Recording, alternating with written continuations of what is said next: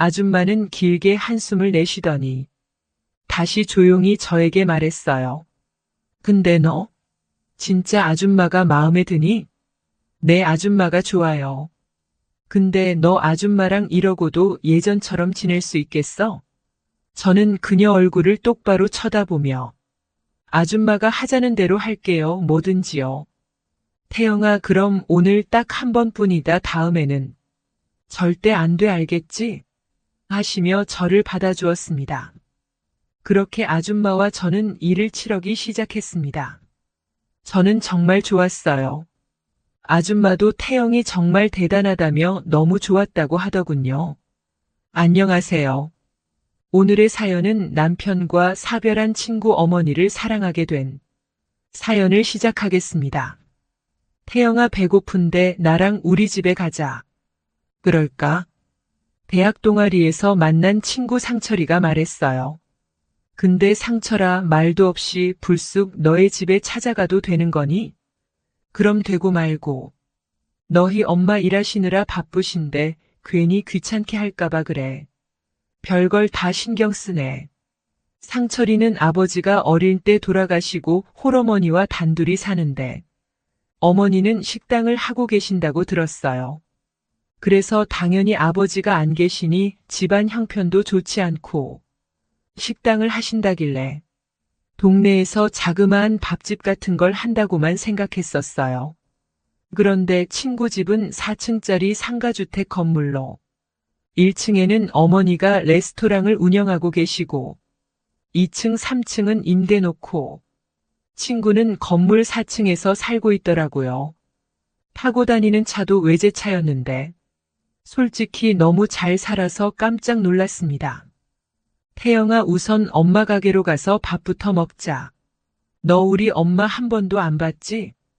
그래, 너희 집에도 처음 왔는데 엄마를 언제 봤겠냐? 여기까지 왔는데 인사드리러 가자는 친구의 말에 나는 친구를 따라 가게 안으로 들어갔더니 상철이 어머니가 환하게 웃으며 우리를 반겼어요. 어머, 친구 데리고 왔나 봐. 어머니 안녕하세요. 상철이 친구 태영이라고 합니다. 그래, 반갑다. 요즘 매일같이 둘이 붙어 지낸다는 친구가 있다더니 바로 너구나. 배고프지? 엄마가 맛있는 거 만들어 줄 테니 먹고 편하게 놀다가 가. 네, 감사합니다.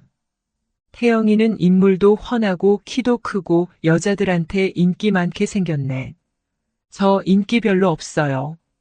오늘 어머니 처음 뵙는데 정말 미인이세요. 뭐? 내가 미인이라고? 꼭 그렇게 말해주니 기분이 좋으네. 나이가 든 여자라도 이쁘다고 지켜 세우는데 마다할 여자가 세상에 어디 있겠습니까? 그날 이후 친구네 집에 자주 놀러 가곤 했는데 나를 볼 때면 아줌마는 항상 기분 좋아하셨고 밥도 얻어먹고 원룸에서 자취하는 나를 이것저것 챙겨주셨어요. 가끔 친구 집에서 자고 오기도 했는데 매번 살갑게 대해줬습니다. 그런데 언제부터인지 그녀가 내 마음속에 이성으로 자리를 잡기 시작했어요. 나이 차이는 20살이 넘게 차이가 났지만 그녀를 볼 때마다 마음이 설레었습니다. 그 후 저는 운전을 제가 하며 아줌마의 가게에 사용할 식재료를 직접 구입하는 아줌마를 도와드렸습니다. 그러던 어느 날 저는 무척 화가 났어요. 가게 앞에서 만나기로 한 약속 시간이 오전 10시였는데 그날따라 그녀가 약속 시간보다 30분이나 늦게 도착했기 때문입니다. 알고 보니 전날 남자친구와 새벽까지 데이트하고 노느라 약속을 깜빡 잊고 있었다기에 순간 화도 나고 질투가 났기 때문입니다. 내가 한참 동안 아무런 말도 없이 운전만 계속하자 그녀가 내 기분을 풀어주기 위해 노력했어요. 왜 내가 너무 늦어서 화난 거야? 미안해. 내가 아줌마의 물음에 제대로 대답하지 않고 동문서답으로 퉁명스럽게 말을 내뱉자 그녀는 내 말이 전혀 의외라는 듯 눈을 동그랗게 떠면서 태영아, 너 진짜로 질투하는 거야? 호호호 태영아 아줌마도 아직 한창 나이인데. 혼자 지내긴 서글퍼. 너가 이해 좀 해주라. 그녀는 기분이 좋은 듯 콧소리를 내가며 내 기분을 맞춰주려고 더욱 노력하더군요. 난 솔직히 그때 그녀도 나를 이성으로 생각하는 줄 알았습니다. 하지만 그건 나만의 착각일 뿐이었어요. 아줌마는 내 기분이 조금 풀렸다고 생각했는지 이내 시트에 머리를 기대더니 졸기 시작했습니다.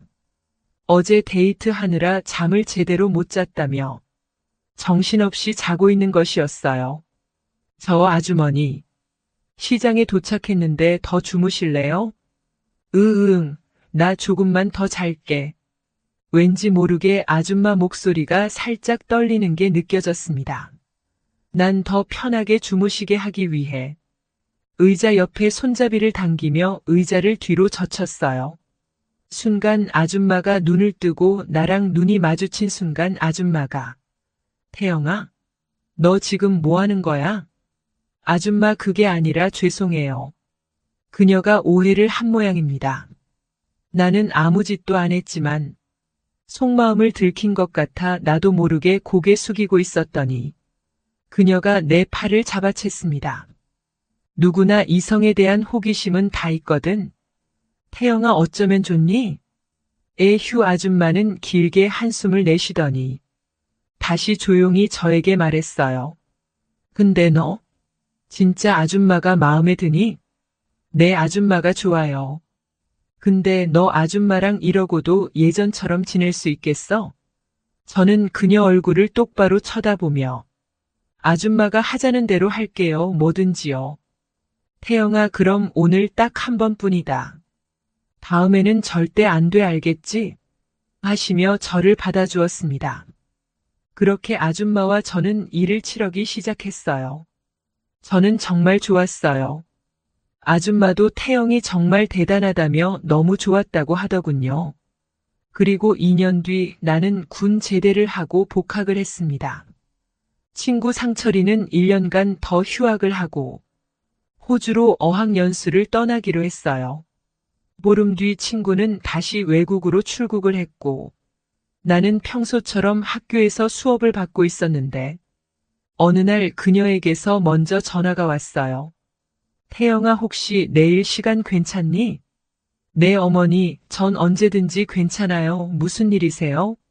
내일 가게가 쉬는 날이라 어디 바람이라도 쐬고 오고 싶은데 나 혼자 운전해서 가기가 좀 그래서 그러는데 내일 같이 바다나 보러 갈래?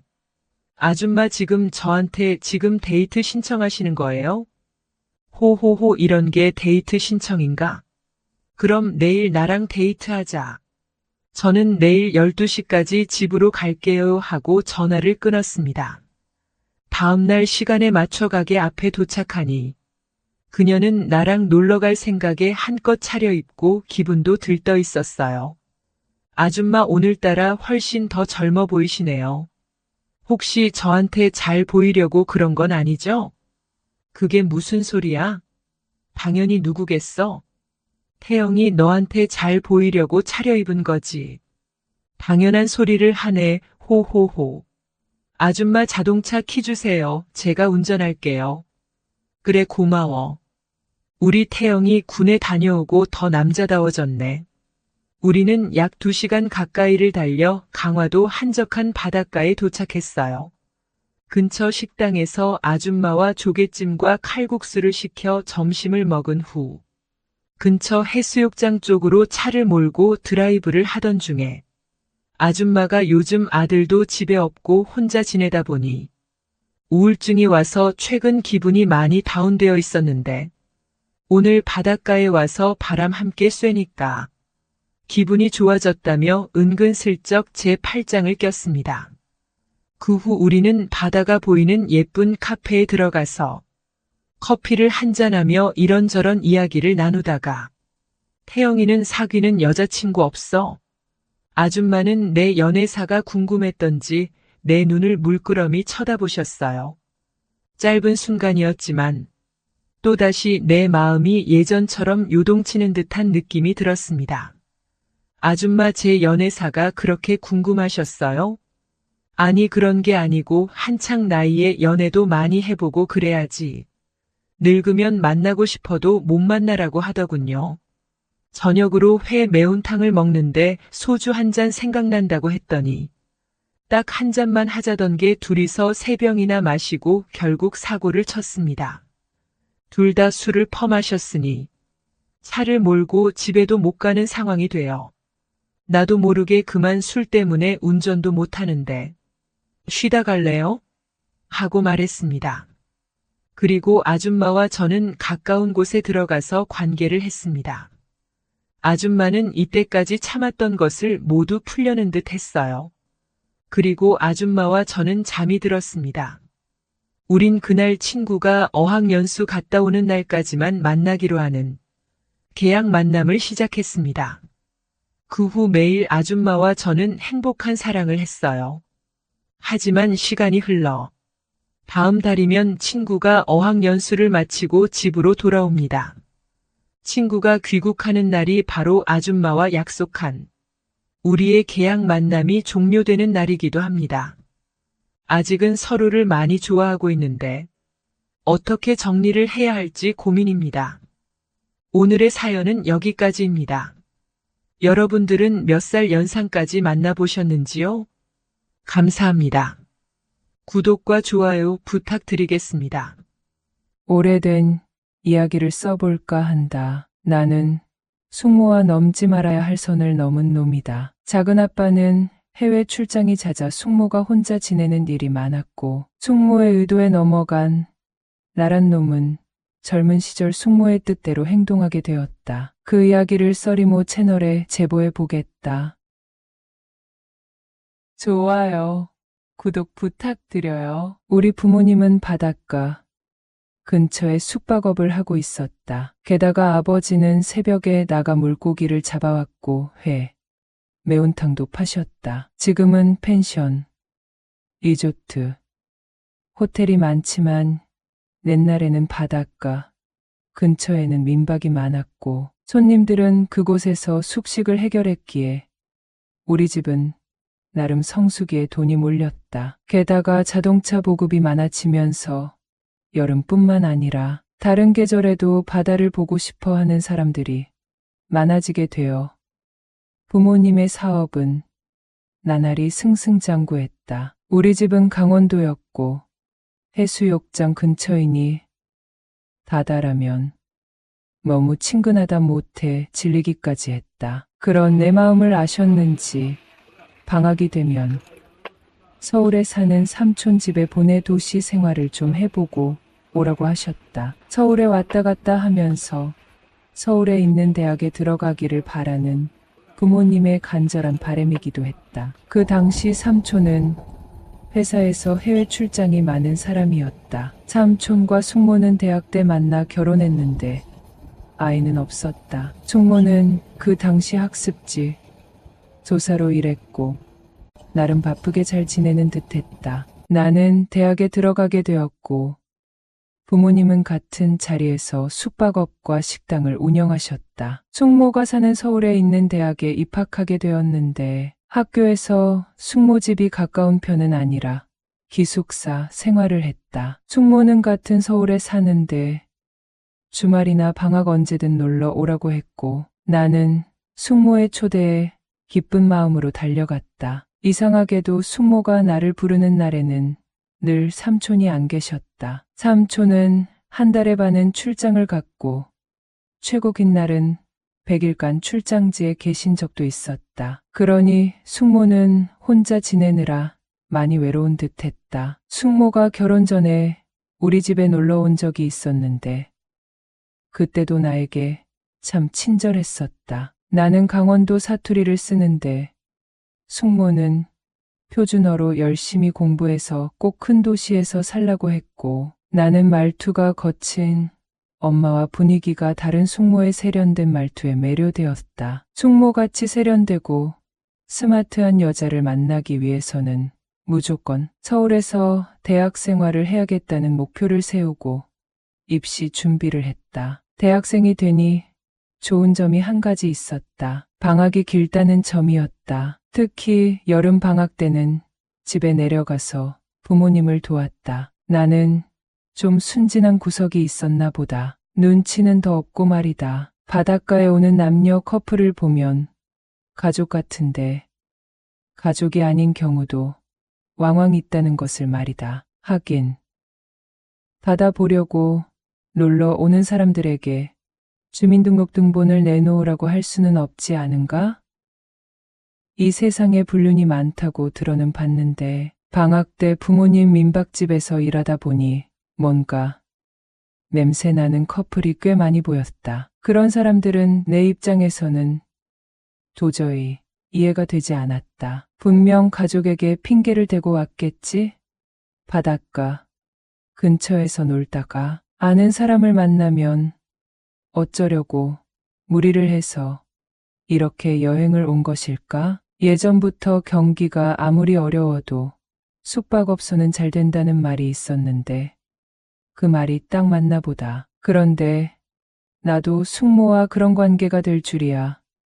숙모는 대학생이 된 나에게 편하게 연락하기 시작했다. 나도 숙모가 편했고 자주 볼수록 친누나가 있다면 이런 관계겠구나 하는 생각도 들었다. 여름방학 때 집에 내려와 있었는데 바쁜 부모님을 돕고 집에서 더 지낼까 하는 생각을 하고 있던 어느 날 숙모에게 전화가 왔다. 자기 집에 와 달라는 것이었다. 무슨 일이냐고 했더니 서울에 큰 쇼핑 상가가 생겼는데 마와 같이 가보고 싶다는 것이었다. 순진한 나는 성수기도 끝났고 부모님도 이제 서울 생활이 더 편하지 않냐며 바로 올라가라고 하셨다. 나는 고속버스를 타고 서울에 도착했고 곧바로 삼촌 집으로 갔다. 숙모는 동대문에 큰 옷가게가 생겼는데 같이 가자고 하며 나를 앞세웠다. 서울의 지하철은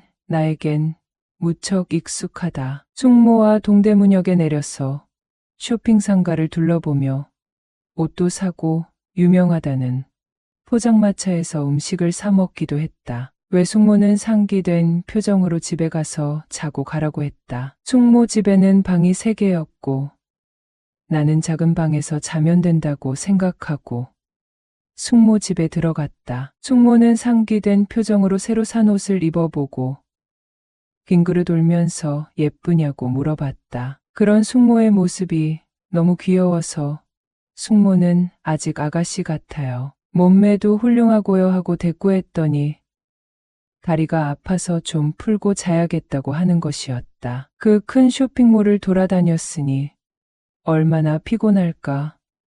숙모는 샤워를 마치고 편한 옷차림으로 나왔다. 우리는 TV를 보면서 뭉친 근육을 풀었고 어느덧 밤 12시가 돼서 잠을 자려고 했다. 그런데 숙모는 삼촌이 없어서 무서워서 밤에도 형광등을 켜고 잔다고 했다. 나는 작은 방에서 잘 테니 무슨 일 있으면 바로 부르라고 하며 무서워하지 말고 불 끄고 주무시라고 했고 숙모는 자기가 잠이 들 때까지 옆에 있어주면 안 되겠느냐고 하는 것이었다. 남자들이 제일 무서워하는 시간이 쇼핑 시간인데 나는 군말 없이 숙모와 옷을 사러 다니면서 너무 피로했다. 앞으로 사귈 여자가 뭐 사러 가자고 조른다면 좋게 거절해야겠다고 생각했다. 당장이라도 작은 방에 가서 누우면 바로 깊은 숙면에 들어갈 것 같았는데 숙모는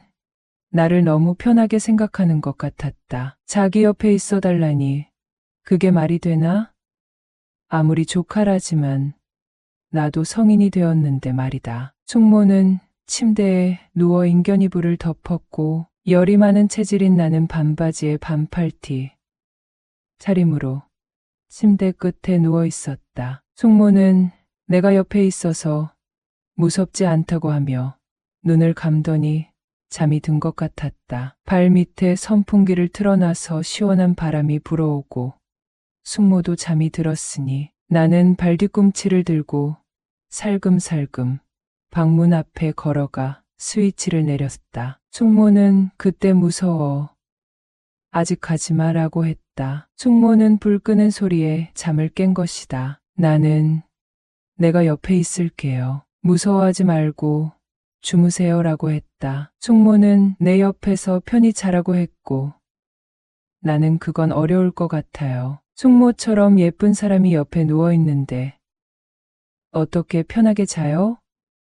라고 투덜거렸다. 아, 정말 너무 피곤한데 방에도 못 가게 하니 정말 곤란했다. 숙모는 그럼 우리 비밀 하나 만들까? 하고 속삭였고 우리는 하나가 되었다. 나는 그날 처음이었다. 정말 창피하지만 짧은 시간에 마무리되었다. 숙모는 너희 삼촌은 매일 야근에 해외 출장에 숙모를 안아준 적이 없어. 연애할 때는 그렇게 적극적이더니 말야 하며 볼멘 소리를 했다. 숙모는 그날 이후로 개강 때까지 같이 지내자고 했다. 마침 개강이 일주일 남아 있어서 서울에 사는 친구들과 만나서 놀고 가능하다면 친구네 집에서 잘 계획이었다. 숙모와 그런 일이 있고 나니 친구를 만나도 얼른 숙모 집에 가봐야겠다는 생각이 들 뿐이었다. 숙모와 매일 일을 치르고 늦은 오후에 친구들과 놀고 집에 오면 숙모도 강문 수업을 마치고 집에 들어왔다. 하루에도 메뚜기처럼 10집이 넘게 수업을 하고 오니 정신이 없다는 숙모를 앉혀놓고 어깨를 주물러 줬다. 역시 남자애라 손에 힘이 좋다고 좋아했고 우리는 늦은 저녁을 차려 먹고 안방에서 함께 지냈다. 개강을 하고 삼촌은 출장지에서 귀국했다. 주말에 시간 되면 밥 사줄 테니 놀러 오라는 삼촌의 전화를 받고 무척 뜨끔했다. 여러분은 써리모의 영상을 재미있게 듣고 계십니다. 하지만 숙모와 나는 뻔뻔하게 연기도 잘했다. 조카와 숙모 그 이상 이하도 아니었다. 숙모는 내게 살짝 귀띔을 해줬는데 이번 주에 배란일이라며 삼촌도 안다고 했다. 그러니 이번 주는 좀 조심하고 다음 주에 만나자고 했다. 남편의 아이를 가져야 한다는 최소한의 상식은 있는 듯하여 조금 안심이 되긴 했다. 우리는 삼촌의 눈을 피해 만남을 가졌다. 나는 숙모의 호출을 기다렸고 잠깐의 틈을 타서 즐거운 시간을 보냈다. 숙모는 몇 주 후에 임신 소식을 알렸고 나는 진심으로 축하해 주었다. 삼촌은 어김없이 해외 출장을 갔다. 그래도 회사의 말에서 출산 때는 출장을 안 가도록 부탁을 했다고 한다. 숙모는 임신 중기가 되니 몸이 편해졌다면서 다시 만나보자고 연락이 왔고 나는 조심스럽게 만남을 가졌다. 숙모는 자연분만으로 예쁜 딸을 낳았고 누가 봐도 삼촌을 빼 닮은 아이였다. 숙모는 삼촌이 해외 출장은 안 가지만 나와 더 잘 맞는 것 같다면서 이런저런 핑계를 대며 집에 와 달라고 했다. 지금 생각해보니 그것은 숙모가 유도한 일이었다. 예를 들어 분유가 떨어져서 급하다. 지금 삼촌이 오기 전까지 시간이 좀 있는데 내가 더 빨리 사올 수 있을 것 같다는 식으로 말이다. 하지만 숙모의 귀여운 거짓말은 금세 탄로나고 말았다. 왜냐하면 싱크대에서 뭘 찾다가 분유를 발견했기 때문이다. 사촌 동생이 잠이 들면 내 손을 붙잡고 작은 방으로 가던 숙모 생각해봐도 너무 귀엽다. 지금은 숙모와 밖에서 만나고 있다. 사촌 동생은 이제 대학생이 되었고 나도 아이 아빠가 되었다. 숙모와의 만남 횟수는 현저하게 줄어들었지만 우리는 서로 잘 맞기 때문에 헤어나올 수 없다. 그 만남이 1년에 한 번이라도 말이다. 숙모와 만나고 온 날은 피로감보다 오히려 에너지가 충전된다는 느낌이 드니 우리는 정말 잘 맞는 것 같다. 숙모는 이제 50대라 임신 걱정이 없으니 더 자주 보자고 보채는데 시간 내 보겠다고 하며 약 올리는 나란 놈 세상에 비밀은 없다는데 더 조심하면서 만나야겠다. 안녕하세요. 민지의 꿀사연입니다. 즐겁게 감상하시고 구독과 좋아요도 많이 눌러주세요. 그럼 사연 시작해 볼까요? 안녕하세요. 저는 30대 중반의 유부남이에요. 결혼한 지는 3년 되었네요. 얼마 전 길을 가다가 저와 추억을 나눈 그 사람을 정말 우연히 마주치게 되었어요. 그래서였는지 희미해졌던 그 추억이 다시 떠오르더라고요. 그래서 그 이야기를 여러분과 나눠보려고 합니다. 제가 20대 초반 시절에 오랜 친구의 엄마와 썸씽이 있었어요. 저는 중학교 때 사귄 친구 녀석이 한 명 있는데요. 친구의 이름은 사실대로 밝힐 수 없으니 동진이라고 할게요. 동진이와는 중학교 1학년 때 같은 반이 되었는데요. 중학교에 진학하고 사귄 첫 친구이기도 했고, 동진이와 저랑은 비슷한 점이 많아서 금세 절친이 되었어요. 숙제도 같이 하고 시험 기간에는 동네 독서실에서 밤을 새우면서 같이 공부도 했죠. 동진이와 저는 1학년, 3학년 때 같은 반이 되면서 중학교 시절 학교에서 모르는 사람이 없을 만큼 베프가 되었죠. 동진이네 집은 꽤 잘 살았던 걸로 기억을 해요. 종종 동진이네 집에 놀러 가면서 알게 된 건데요. 동진이 아버지는 사업을 하는 분이었어요. 연예계에 관련된 일을 하셨다고 하는데요. 그래서 그랬는지 동진이네 집에 가면 그 당시 유명했던 연예인들과 함께 찍은 사진도 있고 가수들의 사인이 있는 앨범도 있고 그랬어요. 어린 시절의 저에게는 그런 점들이 동진이에게 가장 부러웠던 것 같아요. 그런데 동진이 아버지는 돈은 엄청 잘 벌었던 대신에 무척 바쁘셨나 봐요. 어쩌다가 동진이네 집에 놀러 갔다가 동진이 어머니가 통화하는 내용을 우연히 듣게 되었는데요. 아줌마가 통화하시면서 동진이 아빠가 외박도 밥 먹듯이 하고 집에 얌전히 있는 날이 거의 없다면서 아저씨 흉을 보시더라고요. 그때는 동진이 어머니가 속상하시겠다는 생각은 못하고 그저 유명 연예인들을 많이 볼 수 있겠다는 생각에 동진이가 부럽기만 했죠.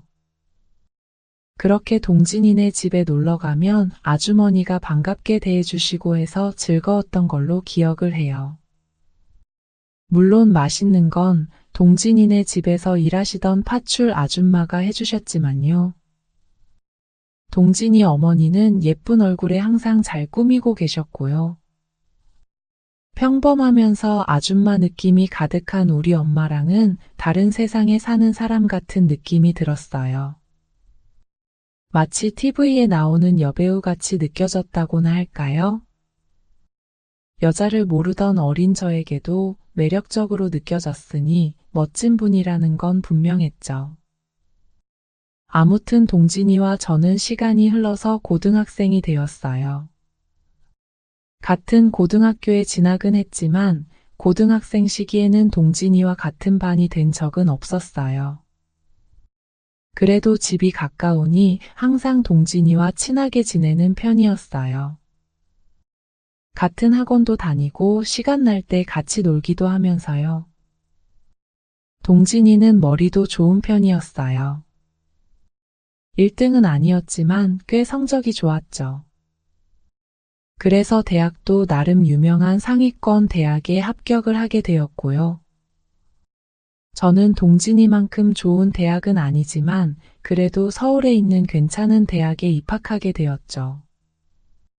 대학생이 되고 1학년, 2학년 때는 각자의 대학 생활에 바빴던 것 같아요. 그래도 동진이와의 우정에는 변함이 없었어요. 우리는 거의 주말마다 만나서 술을 마시기도 하고 같이 게임을 하기도 하면서 즐거운 시간을 이어갔죠. 그러다가 동진이가 대학교 2학년 때 호주로 어학연수를 가게 되었다고 했죠. 어학연수 겸 여행도 할 거라면서 말이에요. 저에게도 같이 갈 생각이 있냐면서 물었을 때 솔직히 저도 어학연수라는 걸 가보고 싶다는 생각은 들었어요. 그런데 돈도 많이 들고 어디 가까운데 짧게 여행 다녀오는 게 아니라서 쉽게 결정할 수는 없는 일이었죠. 그렇게 섭섭하기는 했지만 동진이는 혼자 어학연수를 떠나게 되었어요. 그렇게 저의 동네 절친인 동진이가 어학연수를 떠나버리고 평범한 일상이 계속되고 있었죠. 저는 그 당시에 집 근처에 있는 술집에서 아르바이트를 하고 있었어요. 그러던 어느 날이었는데요. 제가 일하는 술집에 동진이 어머니가 오셨더라고요. 저는 반갑기도 하고 놀랍기도 해서 동진이 어머니를 반갑게 맞이해드렸죠. 친구분들하고 약속이라도 있는 줄 알았는데 집에 혼자 있기가 심심해서 동네 산책차 나왔다가 우연히 맥주라도 한잔하고 갈까 하는 생각에 들렀다고 하시더라고요. 술 생각이 났는데 집에서 혼자 마시면 궁상맞은 기분이 들 것 같아서 집 근처에 있는 술집에 와본 거라고 하셨죠. 저는 동진이 어머니 입장이 이해가 됐어요. 하나뿐인 아들은 어학연수를 가 있고 남편은 사업으로 바빠서 아줌마는 늘 집에 혼자 계셨을 테니까요. 마음 같아서는 말 상대라도 해드리면서 기분 전환을 시켜드리고 싶었지만 아르바이트 중에 그럴 수는 없었죠. 동진이 어머니는 간단한 안주랑 맥주 한 잔을 시켜놓고 시간을 보내고 있었어요. 창밖 거리를 멍하니 응시한 채 술은 마시는 둥 마는 둥 했죠. 저는 주방 아줌마에게 부탁해서 간단한 안주거리를 준비해서 동진이 어머니에게 갖다 드렸어요. 아들 친구가 드리는 서비스라고 하면서요. 동진이 어머니가 엄청 좋아하시더라고요. 그렇게 일주일에 한두 번씩 동진이 어머니는 제가 일하는 술집에 와서 시간을 보내다 가시고는 했죠. 저는 그때마다 반갑게 맞이하면서 과자라도 서비스로 챙겨드리려고 했죠. 그리고 손님이 없어서 여유가 있을 때는 아주머니 앞에 앉아서 말동무도 해드리고요. 동진이가 있을 때 집에 놀러 갔을 때는 그냥 가볍게 인사만 하는 편이었는데요. 오히려 이 시간 동안 저와 동진이 어머니는 꽤나 친해지게 되었어요. 서로를 조금 더 알아가게 되었죠. 그런데 동진이가 호주로 어학연수를 떠난 지 두어 달쯤 지났을 때였어요. 동진이네 집에 큰일이 생겨버리고 말았어요. 어느 날인가 제가 일하는 술집에 와서 마치 넋이 나간 것처럼 앉아있던 동진이 어머니에게서 저는 그 소식을 듣게 되었죠. 동진이 부모님이 이혼을 하게 된 사실을 말이에요. 그날따라 아주머니가 너무 어두운 표정으로 계시길래 저는 무슨 큰일이 생겼나 싶어서 궁금했어요. 아줌마가 걱정도 되었고요. 저는 가게가 한가한 틈을 타서 아주머니 앞에 앉아서 말동무를 해드리겠다고 했죠. 한참을 머뭇거리시던 동진이 어머니가 저에게 털어놓은 사실은 엄청 충격적인 것이었어요. 동진이 아버지가 회사 여직원하고 바람이 났다는 거예요. 나이도 엄청 어린 여직원이었는데 그 여직원에게 집도 얻어주고 차도 사주고 했대요. 그리고는 얻어준 그 집에서 마치 부부처럼 지내기도 했다는 거죠. 그 사실을 알게 된 동진이 어머니는 배신감에 도저히 이 결혼 생활을 지속할 수 없다는 생각을 하게 되었다고 해요. 결국 이혼을 하시기로 했고요. 그래서 그날따라 아주머니가 그토록 우울해 보였던 거였어요. 저는 그 이야기를 듣는데 아주머니가 딱하다는 생각이 들고 화도 나더라고요. 진심으로 공감하면서 이야기를 들어주는 저 덕분에 아줌마는 조금은 위로가 되었나 봐요. 이런 이야기를 할 곳이 없어서 답답했는데 고맙다면서 제 손을 꼭 잡으시더라고요. 그러면서 한 가지 부탁을 하셨죠. 남편이 바람나서 이혼하게 되었다는 사실을 동진이가 호주에 있는 동안은 알리고 싶지 않다고 하셨어요. 어학연수를 마치고 돌아오면 당연히 부모의 이혼 소식을 알게 될 텐데 그때까지는 어학연수를 잘 마치고 돌아올 수 있도록 비밀로 하고 싶다고 하셨죠. 그리고는 저에게도 혹시 동진이에게 연락이 오면 이혼 소식을 전하지 말라고 하시더라고요. 그날 동진이 어머니는 과음을 하셨어요. 저는 술에 취해서 비틀거리는 아주머니를 부축해 집까지 모셔다 드렸고요. 그렇게 며칠이 지났을 때였죠. 동진이 어머니가 제가 일하는 가게에 또 들르셨어요.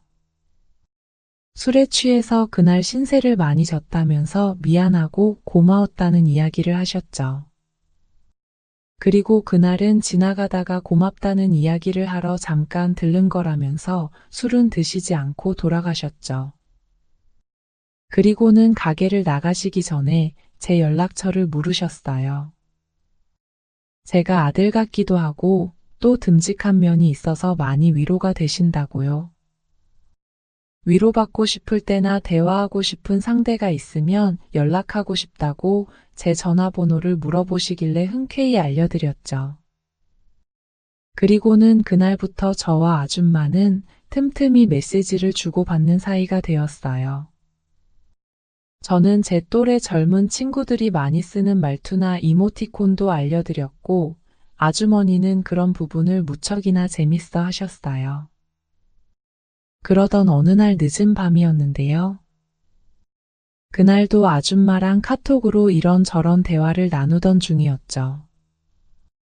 그러다가 갑자기 아줌마에게 전화가 걸려왔어요. 대뜸 그러시더라고요. 나이를 먹어서 그런가 메시지 입력하는 게 느려서 답답하다고요. 차라리 대화를 하는 게 편할 것 같고 오늘은 통화를 하고 싶어서 전화를 하셨다고요. 그렇게 우리는 전화로 한참을 이야기하기 시작했어요. 아줌마와의 전화 통화도 꽤 즐겁더라고요. 대화가 잘 통하는 느낌이었어요. 아줌마도 즐거워하셨고요. 그러다가 아주머니가 술 생각이 난다면서 괜찮으면 자기 집으로 오라는 이야기를 하셨죠. 아줌마랑 통화하다가 잠이 깨버리기도 했고 저도 술 생각이 조금 나길래 동진이네 집으로 향하게 되었죠. 그렇게 아줌마와 저는 단둘이 오붓하게 술을 마시게 되었어요. 아줌마는 아저씨의 바람이 분하셨는지 그날도 아저씨 이야기를 많이 하셨죠.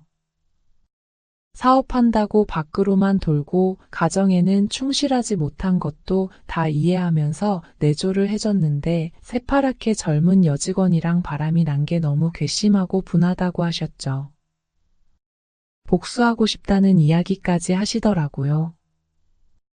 그러면서 감정이 격해졌는지 눈물을 보이시는 거예요. 저는 얼른 휴지를 꺼내서 아주머니에게 드렸어요. 그렇게 한참을 우시는 아주머니의 등을 토닥여 드렸고요. 아주머니는 달래드리는 제가 위로가 되었는지 제 어깨에 기댄 채 한참을 더 눈물을 흘리셨어요. 그렇게 약간의 시간이 흐른 후 아주머니가 조금 진정이 되신 듯 했죠. 그때 아주머니는 충혈된 눈동자로 저를 쳐다보면서 이야기하셨어요. 아저씨에게 똑같이 갚아주고 싶은데 제가 도와주면 좋겠다고요. 저는 곧 그 말의 의미를 알아차리고 말없이 고개를 끄덕였죠. 그렇게 우리는 그날 밤새 같이 있게 되었어요. 정말 한숨도 못 자고 계속 말이에요. 그날 이후로 아줌마는 카톡에서 저를 여보라고 부르기 시작했죠. 그리고 우리의 데이트는 계속 이어졌고요. 아줌마는 남편에 대한 복수를 제가 멋지게 도와줬다면서 엄청 고마워하셨어요. 저에게 사랑한다는 말도 서슴지 않고 하기도 했고요. 저도 싫지는 않았어요. 사실 저는 여자를 만나본 일이 많지 않아서 서툰 편이었는데요. 아줌마 덕분에 멋진 남자로 다시 태어나게 되는 기분이었죠. 우리는 그렇게 연인처럼 지내게 되었고요. 같이 여행도 다녀오고 쇼핑도 다니고 데이트도 했죠. 물론 뜨겁게 연애하는 일도 빼놓지 않고요. 그렇게 행복하고 즐거운 시간이 계속되었는데 시간이 참 빠르더라고요.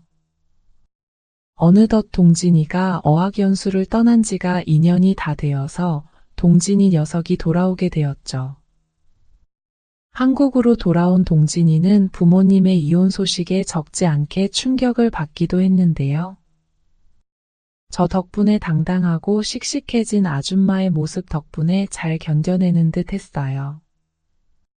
문제는 동진이가 돌아오고 나서는 아줌마와의 연애가 쉽지가 않더라고요. 그래도 당분간 저는 아줌마와 비밀 연애를 이어가기는 했어요. 그러다가 어느 날인가 아줌마가 제 팔베개를 하고 있다가 이런 이야기를 하시더라고요. 저 때문에 너무 행복한 시간을 보내고 있다고요. 이혼 때문에 많이 괴로웠는데 잘 이겨낼 수 있었고 인생을 잘 살아갈 힘이 생겼다고요. 마음 같아서는 저와 평생을 같이 하고 싶을 만큼 제가 좋기는 한데 동진이도 충격을 받을 것 같고 제 앞길을 막고 싶지는 않다고 하셨죠. 그리고는 좋은 여자가 생기면 만나라고 하시더라고요. 자기는 괜찮고 다 이해한다고 말이죠. 아줌마에게 그 이야기를 들은 이후로 우리는 만나게 되는 기간 간격이 길어지기 시작했어요. 한 달에 한 번 만나기도 어려워지다가 어느덧 수개월에 한 번, 그리고는 1년도 넘게 못 보게 되었죠. 그러다가 저는 지금의 와이프를 만나서 결혼을 하게 되었고요. 이제는 시간이 흘러 저도 30대 중반의 나이가 되어버렸네요. 동진이와는 여전히 친한 친구이지만 직장인이 된 후로는 일하는 분야가 달라서 그런지 자주 만나지는 못했죠. 그래서 아줌마 소식도 잘 전해 듣지는 못했어요. 직접 연락을 해볼 수도 있었지만 그게 마음처럼 쉽지는 않더라고요. 항상 아줌마가 궁금하기는 했죠. 그렇게 수년간 추억으로만 간직하고 궁금했던 아줌마를 얼마 전 우연히 길거리에서 마주치게 되었어요. 동진이네 동네를 지나가다가 말이에요. 놀랍기도 하고 반갑기도 하고 정말 만감이 교차하더라고요. 아줌마는 제 손을 꼭 잡으시고는 결혼해서 지낸다는 이야기를 들었다면서 축하한다고 행복하게 잘 살라는 이야기를 하시더라고요. 저도 모르게 아주머니의 손을 꽉 잡게 되었죠. 아주머니는 어떻게 지내시냐 물었더니 본인도 얼마 전 자기 또래의 아저씨를 만나서 재혼하게 되었고 같이 살게 되었다고 하셨어요. 그리고는 저에게 나지막히 이야기를 하셨어요. 그때도 행복했고 지금도 행복하다고요. 함께했던 그 시간들을 떠올려 보면 아직도 가슴이 설레인다고 말이죠. 그렇게 이야기하면서 웃는 아줌마 얼굴에서 저는 아줌마가 진짜로 행복한 인생을 살고 있다는 느낌을 받을 수 있었어요. 그래서 저도 제 솔직한 마음을 전했죠. 저도 아줌마 덕분에 행복했고 정말 멋진 남자로 다시 태어날 수 있었다고요. 우리는 그렇게 서로의 행복을 바라면서 웃으면서 헤어질 수 있었어요. 저에게 소중한 추억을 선물해준 아줌마가 오래도록 행복했으면 해요. 이렇게 저와 동진이 어머니와의 이야기를 마칩니다. 안녕하세요. 제 아내는 국제항공편 스튜어디스입니다. 수많은 남성들이 스튜어디스에 대한 로망을 가지고 있죠. 저도 이 일을 겪기 전에는 마찬가지였습니다. 사람들은 그녀들의 아름다운 외모와 깔끔하고 고품격적인 이미지에 매료되어 있습니다. 오늘 저의 사연을 들으면 수많은 남성들의 환상이 깨지게 될 것입니다. 제 아내 김윤정은 국제항공편 스튜어디스로 키는 172cm이며 황금 비율의 몸매를 자랑합니다. 게다가 그녀는 아름다운 외모를 지니고 있어 스튜어디스 복장을 입으면 누구든 매료될 수밖에 없습니다. 아름다운 여성들이 많은 항공사에서도 제 아내는 단연 돋보이는 존재입니다. 그녀는 성격이 온화하고 품격이 있으며 제 부모님께서도 매우 만족해 하셨습니다. 저는 이렇게 훌륭한 아내에게 어울리기 위해 열심히 일하고 사업에 매진했습니다. 우리가 살고 있는 도시에서 집과 차를 마련해 정착했으며 비록 부유하진 않지만 안정된 생활을 하고 있습니다. 우리는 각자 하고 있는 일을 좀 더 집중하기 위하여 2년 이내 자녀 계획은 없습니다. 결혼 후 우리는 서로 사랑하며 행복하게 지냈습니다. 저는 행복한 생활이 계속될 것이라고 생각했습니다. 그러나 최근에 아내의 행동이 조금 이상해지기 시작했습니다. 이것이 저를 의심하게 만들었습니다. 우리의 사랑 이야기는 아내의 직업 생활에서 시작됩니다. 아내는 국제 항공편에서 근무하기 때문에 매주 4, 5일은 바깥에서 일을 하고 집에 있는 시간은 하루 이틀밖에 되지 않습니다. 저와 아내는 올해 막 30세인 동갑내기고 아직 혈기왕성한 나이이기에 아내가 집에 돌아오면 우리는 이틀 동안 모든 에너지를 쏟아부었습니다. 아내는 항상 저에게 미안함이 있어서 비록 몸과 마음이 지쳤지만 이틀 동안 저를 만족시키기 위해 최선을 다했습니다. 이에 저는 매우 만족했고 이런 아내와 함께라면 더 바랄 것이 없었습니다. 그러나 어느 날 퇴근 후 아내의 캐리어가 거실에 던져져 있는 것을 보았습니다. 아내는 매번 집에 돌아오면 캐리어를 열어 옷을 꺼내 세탁하고 정리한 후 캐리어를 침실에 두는 습관이 있었습니다. 의아한 마음에 방으로 들어가 보니 아내는 침대에 누워 깊이 잠들어 있었습니다. 그녀의 고른 숨소리를 들으며 스튜어디스 유니폼을 입은 그녀의 아름다운 자태에 자연스럽게 마음이 뜨거워졌습니다. 저는 셔츠 단추를 풀고 침대에 뛰어올라 아내를 껴안고 키스했습니다. 이전에는 이럴 때 아내가 항상 저에게 키스로 응답했지만 이번에는 눈도 뜨지 않고 고개를 저으며 저를 밀쳐냈습니다. 여보, 나 너무 피곤해. 잠깐만 자게 해줘. 아내의 지친 얼굴을 보며 저는 자신에게 화가 났고 죄책감이 들었습니다. 아내의 고생을 알아주지 못한 자신이 비참하게 느껴졌습니다. 자기야 미안해, 피곤하면 푹 자. 나는 아내의 가슴에 달린 명찰을 떼어내고 그녀의 외투를 벗겨 세탁하려고 했습니다. 그런데 그녀의 유니폼 상의 주머니에서 작은 네모난 플라스틱 봉지가 만져졌습니다. 가장자리가 손에 걸리며 아내는 고무맛 같은 감촉이 느껴졌습니다. 이게 뭐지? 내 몸은 순간 굳어버렸습니다.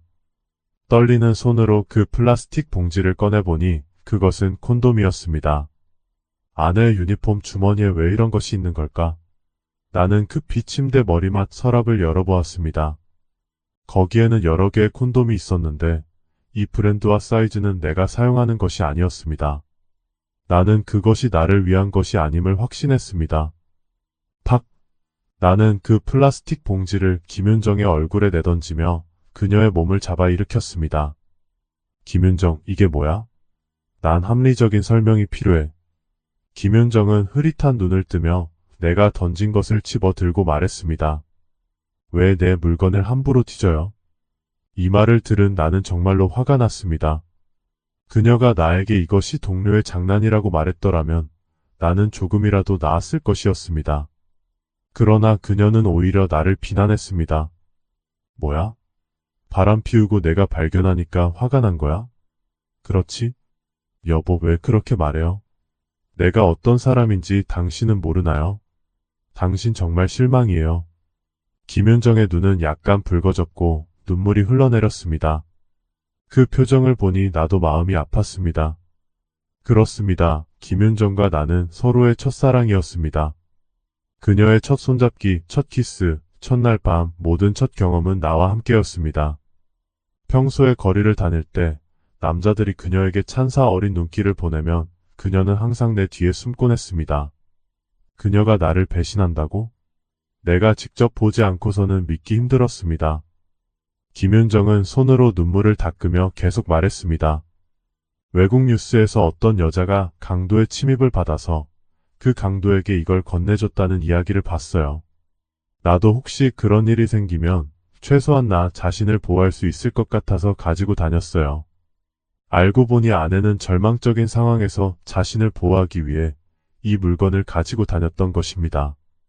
그런데 나는 괜히 의심하고 그녀의 인품을 믿지 않았습니다. 나는 침대에 앉아 김윤정을 품에 안았습니다. 다행히도 그녀는 나를 거부하지 않았습니다.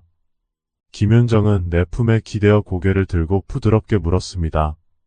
만약 정말 그런 일이 일어나면 여보, 나를 버릴 건가요? 나는 김윤정의 머리를 쓰다듬으며 부드럽게 대답했습니다. 그런 생각하지 마요. 언제나 당신을 사랑해요. 김윤정은 원래 하루 일찍 돌아올 수 있었지만 스튜어디스 중 한 명이 휴가를 내서 그녀가 하루 더 근무를 해야 했다고 말했습니다. 그래서 너무 피곤해서 잠만 자고 싶었다고 했습니다. 그녀는 다음에 돌아오면 꼭 나에게 보답하겠다고 약속했습니다. 다음날 저는 아내를 공항에 데려다 주었습니다. 이번 비행은 또 4일 동안 그녀를 볼 수 없는 일정이었습니다. 아내가 비행을 마치는 마지막 날이었습니다. 저는 일부러 일을 일찍 끝내고 공항으로 그녀를 데리러 갔습니다. 아내의 국제항공편 도착 시간을 정확히 알고 있었기 때문에 시간에 맞춰 공항에 도착해 차를 출구 옆에 세웠습니다. 휴대폰을 꺼내 메시지를 작성하고 원래는 그녀에게 출구에서 기다리고 있다고 알리려 했지만 깜짝 놀라게 해주고 싶어서 작성한 메시지를 지웠습니다. 잠시 후 많은 승객들이 출구를 통해 나왔고 금발의 푸른 눈을 가진 외국인들도 꽤 있었습니다. 약 10분 후면 아내가 나올 것 같았습니다. 몇 분 후 젊고 아름다운 스튜어디스들이 유니폼을 입고 웃음소리를 내며 걸어 나왔습니다. 몇몇 젊은 스튜어디스들은 오랫동안 기다리던 스포츠카에 올라타고 떠났습니다. 긴 다리를 가진 그들을 보며 저는 왜 이렇게 많은 남성들이 스튜어디스에게 끌리는지 알 수 있었습니다. 그러나 그들 중 아내는 보이지 않았습니다. 오랜 시간 함께 지낸 아내의 모습을 저는 한눈에 알아볼 수 있습니다. 아내의 몸매는 그들보다 훨씬 뛰어나기 때문입니다.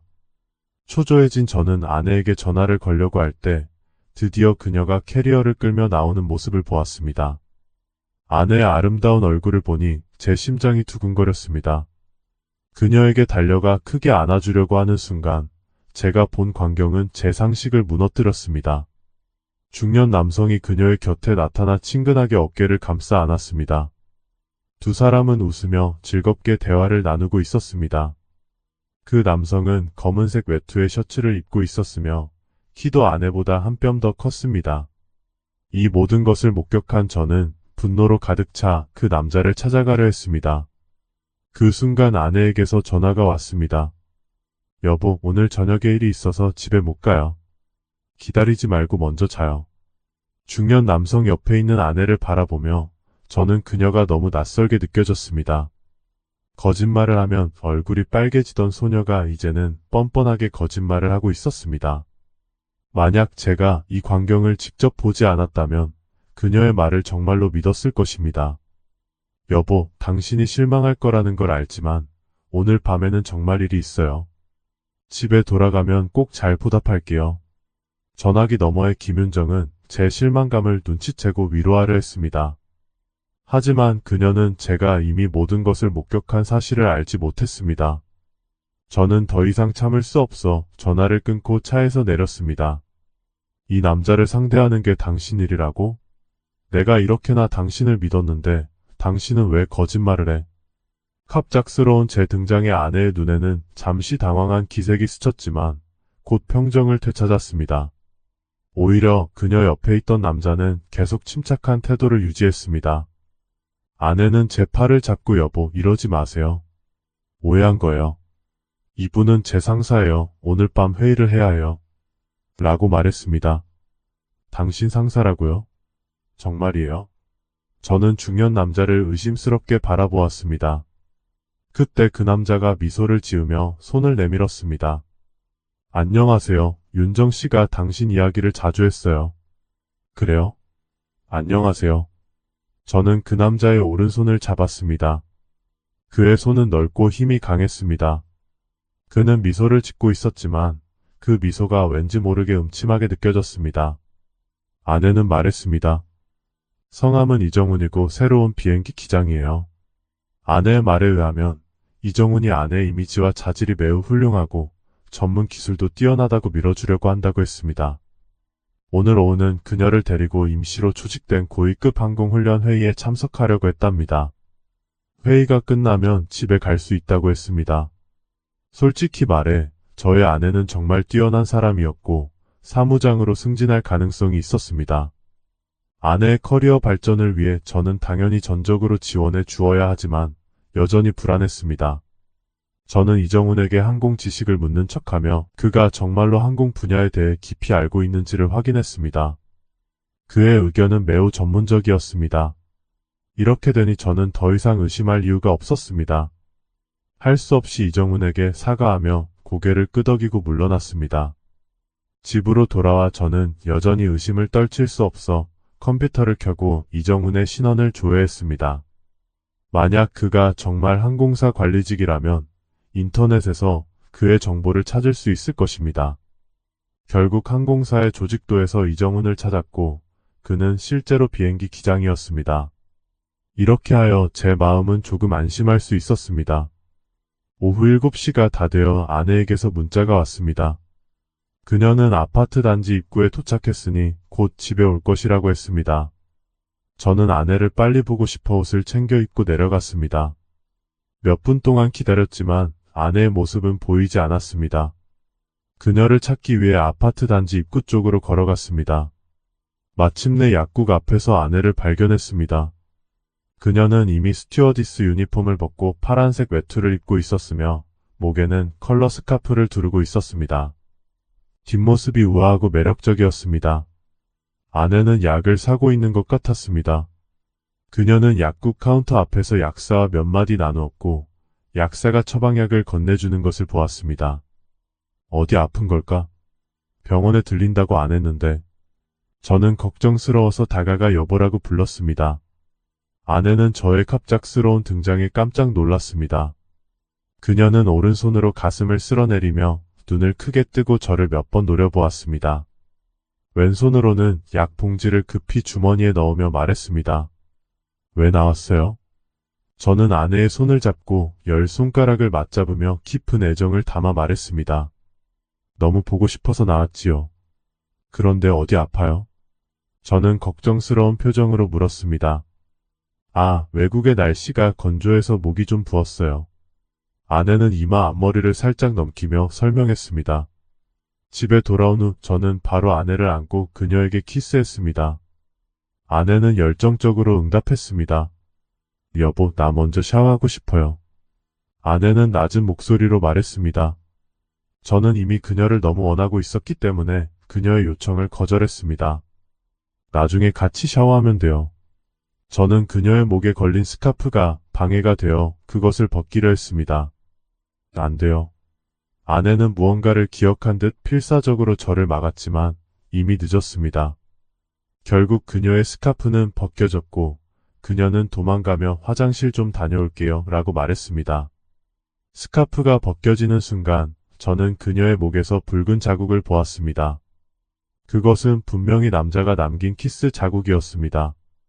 저는 망연자실하여 소파에 앉았습니다. 생각할수록 모든 것이 이상하게 느껴졌습니다. 처음 그녀의 주머니에서 콘돔을 발견한 순간부터 공항 입구에서 그녀의 상사를 만났을 때, 그리고 방금 약국에서 약을 산 후 당황스러워하는 모습까지. 저는 반드시 진실을 밝혀야겠다고 결심했습니다. 저는 차에 물건을 두고 왔다고 거짓말을 하고 약국으로 달려갔습니다. 안녕하세요. 방금 제 아내가 약을 가지고 가다가 분실했는데 혹시 다시 같은 약으로 받을 수 있을까요? 저는 약이 분실했다고 가장하고 약사에게 아내가 산 약과 같은 것을 달라고 했습니다. 약사는 처방이 없으면 절대 안 된다고 고개를 절레절레 저었습니다. 그리고 한마디 더 붙였습니다. 그렇게 예쁜 아내를 두고 왜 아내를 배려하지 않는 거예요? 사우피임약은 많이 먹으면 몸에 안 좋아요. 사우피임약. 약사의 말에 저는 마치 번개를 맞은 듯 얼어붙었습니다. 모든 것을 이해했습니다. 이제 저는 아내가 분명히 바람을 피웠다는 것을 확신했습니다. 의심스러운 게 한두 가지가 아니었지만 그녀를 믿고 기회를 준 제 자신이 어리석고 불쌍하게 느껴졌습니다. 제가 지켜왔던 사랑은 이제 완전한 웃음거리였습니다. 어떻게 약국을 나왔는지조차 기억나지 않았습니다. 집에 돌아가고 싶지 않았습니다.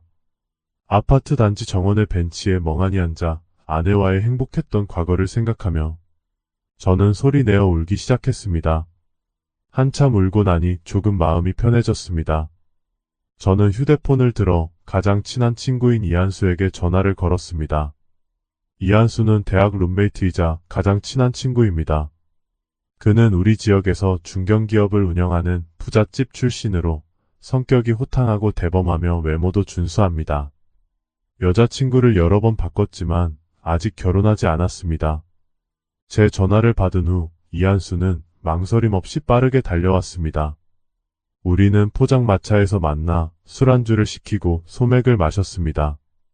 저는 이한수에게 최근에 겪은 일을 이야기했습니다. 이번에 그를 찾은 이유는 마음속에 쌓인 답답함을 털어놓기 위해서뿐만 아니라 그가 조언을 해주기를 바랐기 때문입니다. 기철아, 내 경험으로 말해줄게. 김윤정은 100% 바람을 피운 거야. 너 같은 바보만 그녀의 거짓말을 계속 믿고 있어. 강간을 당할 걸 대비해 콘돔을 준비했다니 말도 안 되는 소리를 하고 있어. 스튜어디스? 내가 그런 사람들을 안 사귀어 본 것도 아니야. 겉보기에는 고귀하고 단정해 보이지만 실제로는 누구보다 더 노란하고 있어. 평소 같았으면 이한수의 말에 반박하고 그의 일반화된 의견에 대해 논쟁했겠지만 지금은 그저 고개를 숙이고 쓴웃음을 지을 수밖에 없었습니다. 이 일은 내게 맡겨. 김윤정이 내 친구를 두고 바람을 피우다니 가만두면 안 되지. 그 항공사와 우리 회사는 조금 연줄이 있으니까. 안 되면 내가 직접 그 항공사 항공편을 타서 알아봐 줄 수도 있어. 이한수는 제게 진실을 밝혀주겠다고 약속했습니다. 증거가 확실하다면 넌 어떻게 할 거야? 이혼할 거야? 아니면 그녀를 용서할 거야? 이한수가 다시 물었습니다. 모르겠어. 지금 내 머릿속이 너무 혼란스러워. 김윤정과 이혼하게 될 거라고는 한 번도 생각해 본 적 없어. 최근에 일어난 일들 때문에 너무 마음이 어지러워. 이한수는 말했습니다. 앞으로 어떻게 할지는 차차 생각하고 지금은 아무것도 모르는 척하고 평소처럼 지내. 돌아가서도 평소처럼 행동해. 술을 다 마시고 나니 이미 새벽 2시였습니다. 휴대폰을 켜보니 부재중 전화가 열 몇 통 있었고 수십 개의 메시지가 전부 아내에게서 온 것이었습니다. 집에 돌아와서 아내의 의심스러운 질문을 받았을 때 저는 이렇게 대답했습니다. 이한수가 갑자기 찾아왔어요. 결혼 준비 중인 여자친구가 바람을 피웠다네요. 마음이 너무 아파서 나랑 술을 마셨고 그를 위로하느라 휴대폰을 볼 겨를이 없었어요. 아내는 불편한 표정으로 말했습니다. 그 친구 정말 상심이 크겠네요. 그래요. 울면서 가슴이 찢어질 듯이 아파하더라고요. 정말로 그 큰 남자가 여자 때문에 이렇게 상처받을 줄은 몰랐어요. 친구 얘기 그만하고 우리 얘기해요. 최근에 일이 너무 바빠서 당신을 소홀히 했어요. 며칠 휴가를 내서 당신과 함께 시간을 보내고 싶어요. 아내가 진심으로 반성하는 것인지 아니면 자신의 잘못을 숨기려고 하는 것인지 모르겠지만 휴가를 내겠다고 했습니다. 아니요, 괜찮아요. 지금은 당신의 커리어가 상승하는 시기니까 절대 휴가 내지 마요. 예전엔 내가 너무 이기적이었어요. 이제는 사랑하는 사람을 신뢰하고 응원해야 한다는 걸 깨달았어요. 저는 마치 드라마 연기상을 받은 배우처럼 연기했습니다. 아내가 일을 쉬면 그녀의 외도를 입증할 증거를 얻을 수 없으니까요. 지금 저는 순진한 소년에서 복수심에 불타는 냉혈한 남자로 변해버렸습니다. 이런 일을 겪은 남자라면 누구나 그렇게 될 것입니다. 여보, 미안해요. 정말 미안해요. 아내는 저를 안고 울면서 사과했습니다. 얼마 지나지 않아 이한수가 카페에서 만나자고 했습니다. 자리에 앉자마자 이한수는 그가 알아낸 정보를 알려주었습니다. 이한수는 항공사 스튜어디스에게 물어보니 국제항공편 스튜어디스들은 매우 엄격한 기준을 갖추고 있으며 모두 젊고 아름다운 사람들이라고 했습니다. 국제항공편 스튜어디스들은 업무가 힘들고 비행시간이 길기 때문에 일반 스튜어디스들보다 급여가 높아. 그런데 최근에 이상한 현상을 발견했어. 국제항공편 스튜어디스들 중 몇 명이 명품 옷을 입고 명품 가방을 들고 다니는 거야. 원래 그녀들의 가방은 기본적으로 몇십만 원이었고 많아야 1, 200만 원 하는 것들이었지. 하지만 지금 그들이 들고 다니는 가방은 요즘 유행하는 것들로 적게는 몇백만 원, 많게는 수천만 원짜리야. 그 이유는 모르겠어. 여기까지 이야기하던 이한수가 갑자기 말을 멈추고 나에게 물었습니다. 너는 그 후에 내가 뭘 발견했는지 알아맞혀봐. 중요한 순간에 그의 말이 끊겨서 나는 짜증이 났습니다. 중간에 끊지 말고 말해봐. 이한수는 미소를 지으며 말을 이었습니다. 그럼 이제 결론을 말해줄게. 이한수는 계속해서 이야기를 했습니다. 문제가 풀리지 않아서 나는 영국행 비행기표를 샀어. 비즈니스석에 앉았는데 서비스가 정말 훌륭했지. 스튜어디스는 피부도 하얘서 아름다웠고 아주 조곤조곤 상냥했어. 나는 적극적으로 그녀에게 접근해서 결국 그녀의 연락처를 받았지. 그리고 일부러 그녀가 머무르는 호텔에 투숙했어. 그리고 같은 비즈니스석에 앉은 남자가 그녀의 방으로 들어가는 걸 봤어. 1시간 후 여자가 헝클어진 머리를 정리하며 먼저 나왔어. 내가 아까 본 스튜어디스였어. 그 뒤를 따라 남자가 웃으며 나왔어. 그 남자가 혼자 식사할 때 접근해서 같은 비행기 탔고 같은 호텔 레스토랑에서 만나서 인연이라고 말을 걸고 그 남자랑 한참 얘기 나눴어. 그리고 그 스튜어디스와 연인이냐고 같이 방에서 나온 거 봤다고 했어. 그리고 이한수가 그 남자에게 물어본 결과 국제항공편 스튜어디스들이 비밀리에 거래하고 있다는 것을 알게 되었습니다. 국제항공편의 1등석과 비즈니스석을 이용하는 남자들은 돈이 많은 사람들이기 때문에 스튜어디스들이 연락처를 남기고 해외에 머무르는 동안 애인처럼 지낸다는 겁니다. 이런 스튜어디스들은 한 달에 몇 건만 성사시켜도 수입이 수천만 원에 달해 급여를 훨씬 초과하는 부수입을 올리고 있었습니다. 이한수의 이야기를 들은 저는 큰 충격을 받았습니다. 이런 추문이 제 주변에서 벌어지고 있었다니 믿기지 않았습니다. 그럼 김윤정도 이런 일을 하고 있다는 정보를 얻었어? 저는 급히 물었습니다. 이한수는 그 후에 그 스튜어디스에게 접근해 김윤정에게 관심 있는 척하고 물어보았지만 그녀는 입을 꼭 다물고 김윤정에 대한 개인 정보를 일체 밝히지 않았다고 했습니다. 저는 깊이 생각한 후 말했습니다. 김윤정이 그런 일을 하지는 않았을 거야. 그녀가 바람을 피운다면 몰라도 돈을 위해 자존심을 팔고 이런 더러운 짓을 하지는 않았을 거야. 하지만 만약 그녀가 정말 그런 일을 하고 있다면 그녀의 유니폼 주머니에서 콘돔이 발견된 것도 설명이 되겠지. 사람이라면 누구나 아름다움을 추구하는 마음이 있습니다. 김윤정도 예외는 아니었습니다. 그녀의 옷, 가방, 화장품은 적지 않았지만 대부분 일반 브랜드로 소박한 것들이었습니다. 저는 이를 참지 못하고 한 번은 구찌 가방을 사서 그녀에게 선물했지만 김윤정은 저를 탓하며 돈을 낭비하지 말라고 했습니다. 그녀는 명품이 심하게 과대평가된 상품이라며 진정한 자신감은 이런 외적인 것에 의존하지 않는다고 말했습니다. 그럼에도 불구하고 한 가지 이해되지 않는 점이 있었습니다. 만약 김윤정이 부수입을 올리고 있었다면 그날 왜 사후 피임약을 사러 갔을까요? 항상 피임을 철저히 하는 여자가 이런 실수를 했을 리가 없잖아요. 저는 좌석에 힘없이 주저앉았습니다. 지금의 복잡한 상황이 저를 지치게 만들었습니다. 이한수는 비상수단을 쓰자고 제안했습니다. 그는 손톱 크기만 한 검은색 칩을 건네주며 말했습니다. 이건 내가 엄청난 노력을 들여 구한 최신 기술이야. 기회를 봐서 김윤정의 휴대폰에 이걸 넣어. 그러면 그녀의 위치를 언제든지 파악할 수 있어. 저는 검은 칩을 손에 들고 말했습니다. 최신 기술이라니 그냥 위치 추적기일 뿐이잖아. 이런 거 어디서든 살 수 있어. 이한수는 웃으며 말했습니다. 너 정말 세상 물정 모르는구나. 이건 단순한 추적기가 아니야. 위치를 정확히 파악할 수 있을 뿐만 아니라 버튼 하나로 통화 녹음을 시작할 수 있어. 휴대폰 배터리가 다 닳기 전까지는 언제든지 켜고 끌 수 있다고. 정말 이렇게까지 해야 할까? 이건 불법이잖아. 제 마음은 갈등에 휩싸였고 얼굴에는 혼란스러운 표정이 가득했습니다. 이한수는 제가 망설이는 것을 보고 답답해하며 말했습니다. 지금 상황이 어떤지 좀 봐. 특별한 수단을 쓰지 않고 어떻게 증거를 얻겠어? 그냥 평생 바보같이 속으며 살고 싶어? 깊은 밤, 아내가 깊이 잠든 틈을 타 저는 그녀의 휴대폰 메모리 넣는 곳을 열고 이한수가 준 검은 칩을 끼웠습니다. 그리고 다시 휴대폰을 원래 상태로 돌려놓았습니다. 이렇게 해서 저는 성공적으로 위치 추적기를 설치했습니다.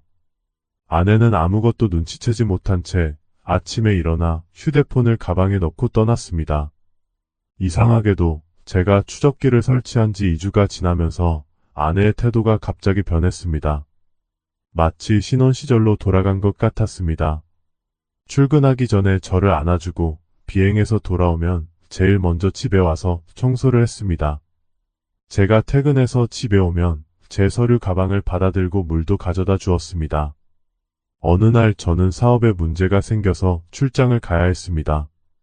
저는 아내에게 출장을 가야 한다고 했습니다. 오늘은 아내가 귀향하는 날이었습니다. 저는 잠시 생각한 후 그녀에게 메시지를 보내 임시로 출장이 잡혔다고 알렸습니다. 아내는 곧바로 답장을 보내며 자신도 동료 대신 업무를 수행해야 해서 내일 집에 돌아갈 예정이라고 말했습니다. 그리고 저에게 이 사실을 막 전하려고 했다고 했습니다. 그렇게 해서 저는 일을 해결하러 기차 타고 넘어갔습니다. 저녁 8시가 되어서야 문제가 해결되었고 저는 호텔로 돌아갔습니다. 저녁을 먹은 후 저는 호텔 침대에 누워 휴대폰으로 뉴스를 보려고 했습니다. 문득 추적기 확인 애플리케이션을 열어봤습니다. 확인을 하자 깜짝 놀랄 만한 사실을 발견했습니다.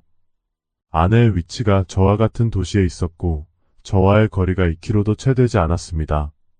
그녀는 동료 대신 업무를 수행하러 간다고 했는데 왜 호텔에 있는 걸까요? 아내가 또다시 거짓말을 하고 있다는 생각이 들었습니다. 한번 거짓말을 시작하면 수많은 거짓말로 그것을 메워야 한다는 걸 알게 되었습니다. 저는 아내의 휴대폰 번호로 전화를 걸어봤습니다. 전화가 연결된 후 바로 끊겼습니다. 계속 전화하자 몇 번의 신호음 후에야 아내가 전화를 받았습니다. 여보, 무슨 일이에요? 아내의 목소리는 매우 이상했고 숨이 가쁘고 불안정했습니다. 마치 운동 중에 통화하는 것 같은 느낌이었습니다. 운동이라니 아내가 무엇을 하고 있는지 바로 떠올랐습니다. 그녀가 얼굴이 붉어지고 침대에 엎드려 전화를 받는 모습이 머릿속에 그려졌습니다. 아, 별일 아니야. 그냥 갑자기 보고 싶어서. 머릿속에 떠오른 장면들이 제 신경을 자극했습니다. 저는 구역질을 참으며 대답했습니다. 여보, 나 지금 많이 바빠요. 내일 돌아가면 얘기해요. 아내는 말을 마치고 전화를 끊었습니다. 젠장. 저는 주먹을 꽉 쥐고 침대를 세게 쳤습니다. 속에서 분노가 치밀어 올랐습니다. 이 모든 게 네가 나를 이렇게 만들었어. 저는 그녀의 휴대폰에 설치한 칩의 녹음 기능을 켰습니다. 곧바로 남자의 목소리가 들려왔습니다. 왜 그렇게 빨리 전화를 끊어? 아까 너무 짜릿했는데. 이어서 아내의 울먹이는 목소리가 들렸습니다. 제발 그만 말해요. 아내가 아직 부끄러움을 느낀다는 것을 알았습니다. 처음에 그녀가 바람을 피우기로 선택했을 때 그 부끄러움은 어디로 갔던 걸까요? 젠장, 여기서 울지 마. 내가 500만 원을 썼는데 우는 얼굴을 보려고 그런 건 아니잖아.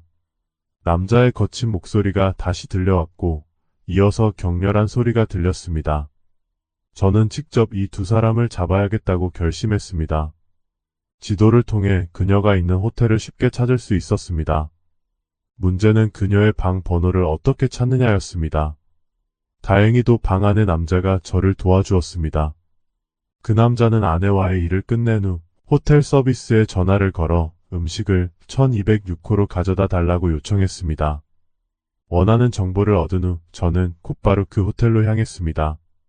10분 후 저는 1206호실 문 앞에 도착했습니다. 깊게 숨을 들이마시고 문을 두드렸습니다. 호텔 음식이 이렇게 빨리 도착할 리 없었으니 제가 해야 할 일은 직원이 음식을 배달하기 전에 문을 여는 것이었습니다. 다행히도 방 안의 사람은 아무 의심 없이 문을 열어주었습니다. 문을 연 사람은 금목걸이를 걸치고 목욕 가운을 입은 뚱뚱한 남자였습니다. 그가 문을 여는 순간 저는 그를 발로 차서 쓰러뜨리고 방으로 뛰어들었습니다. 그러자 침대 위에는 아무것도 입지 않은 아내가 누워 있었습니다. 그녀는 제가 방에 들어오자마자 눈이 휘둥그레지고 얼굴이 창백해졌습니다. 겁에 질린 아내는 무시한 채 저는 일어나려는 남자를 붙잡고 마구 때리기 시작했습니다. 네가 감히 내 아내를 건드려? 오늘이 네 제삿날이 될 거야. 남자는 체격이 저보다 컸지만 분노에 가득 찬 저 앞에서는 속수무책이었습니다. 내가 무슨 잘못이야? 돈을 주고 했을 뿐이야. 꺼져. 저는 분노를 풀고 나서야 손을 멈췄습니다. 계속 때리다가는 큰일 날 것 같았습니다. 제가 손을 멈추자 겁에 질린 남자는 옷을 집어들고 도망쳤습니다. 문을 닫고 저는 침대 위에 있는 아내를 바라보았습니다. 그녀는 얼굴이 창백해져 있었고 저는 말했습니다. 이제 할 말이 있어? 아내는 침대 머리맡에 기대어 슬픈 목소리로 말했습니다. 이런 날이 올 줄은 알았지만 이렇게 갑자기 올 줄은 몰랐어요. 마음의 준비를 했다고 해도 여전히 마음이 아파요.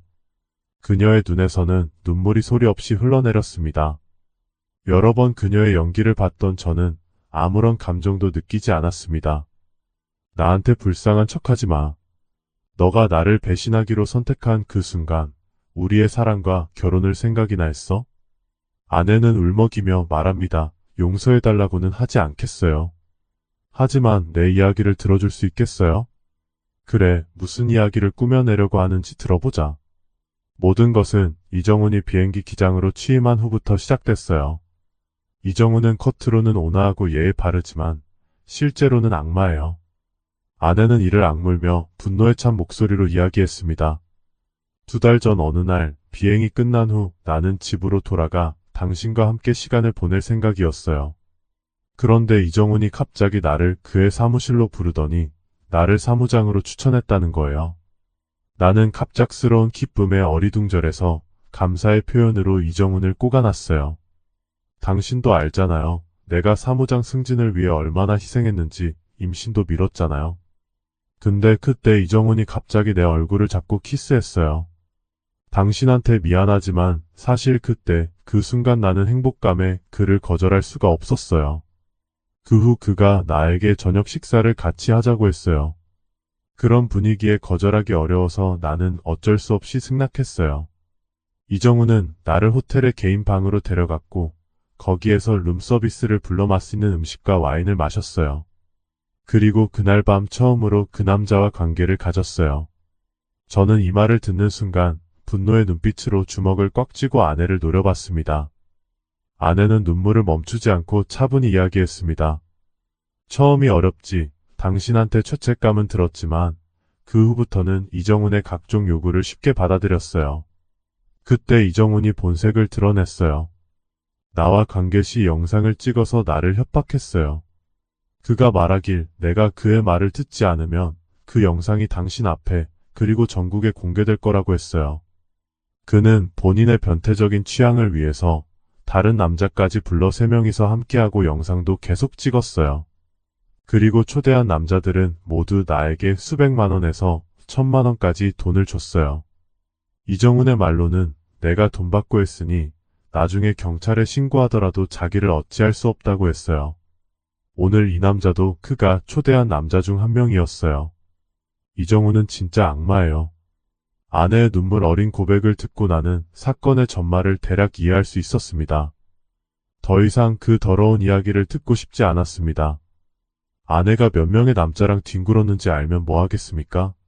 알면 알수록 제가 더 초라해지는 겁니다. 그리고 이미 깨진 거울은 다시 붙일 수 없습니다. 우리의 결말은 이미 정해져 있었습니다. 만약 내가 조금이라도 양심이 있다면 나와 함께 경찰에 신고하자. 저는 방을 떠나 울고 있는 아내를 남겨두었습니다. 비록 아내를 용서할 수는 없지만 이정훈이라는 악당을 그냥 둘 수는 없었습니다. 하지만 아내는 끝내 경찰서에 가서 신고하지 않았습니다. 그 후 저는 아내와 협의 이혼을 했습니다. 우리는 아이가 없었기 때문에 재산 분할은 간단했습니다. 아내는 잘못을 인정하고 집과 차 등 모든 재산을 포기하고 자신의 옷만 갖고 나갔습니다. 아내가 떠나는 뒷모습을 보며 저는 깊은 한숨을 내쉬었습니다. 그리고 얼마 후 그들의 집단 관계 동영상이 성인용 사이트에서 떠도는 걸 보았습니다. 오늘의 사연은 여기까지입니다. 재밌게 보셨다면 구독, 좋아요, 알림 설정 부탁드립니다. 더욱 재밌는 사연으로 찾아뵙겠습니다.